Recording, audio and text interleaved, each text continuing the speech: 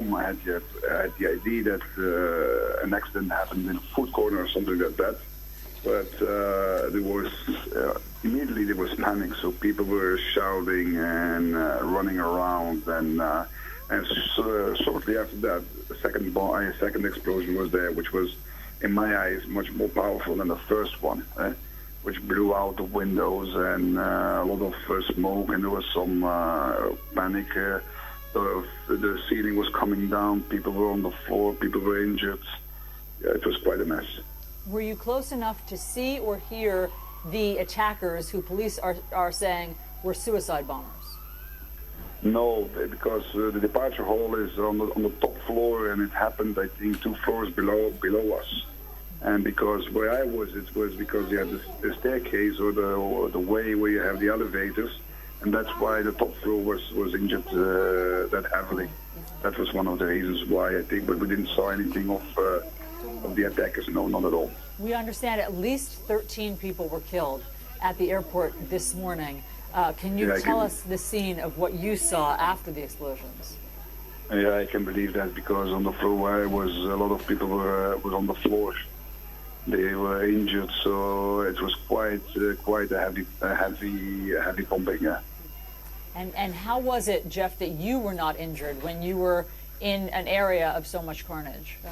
I think I was lucky. I was very lucky. I think I have a guardian angel somewhere, so I was very lucky. And how quickly did you figure out that it was a terror attack?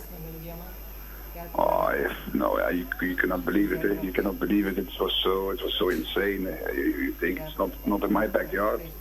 I travel so much, so I never had the feeling to be in an unsafe area. But now it was quite scary. Yeah. What did you see there at the subway station? What can you tell us about the situation? I came after the explosion or explosions and saw a police cordon. Malbec is very close, the station is very close to the European institutions. So a few hundred metres down the road is one long road that has European Commission and European Council. So this was just down from that. There are ambulances there, fire, police. They basically cordoned off the area, so we were just behind that.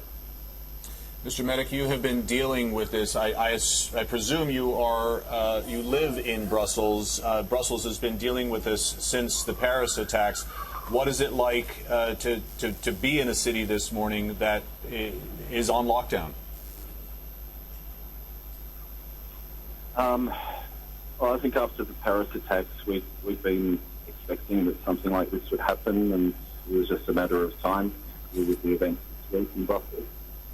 So I don't think it was unexpected, and certainly we haven't changed our daily routines. I walk past the European Commission every day to take my daughter to daycare. She's 2 years old, and we walk past with soldiers with guns and heightened security and people checking back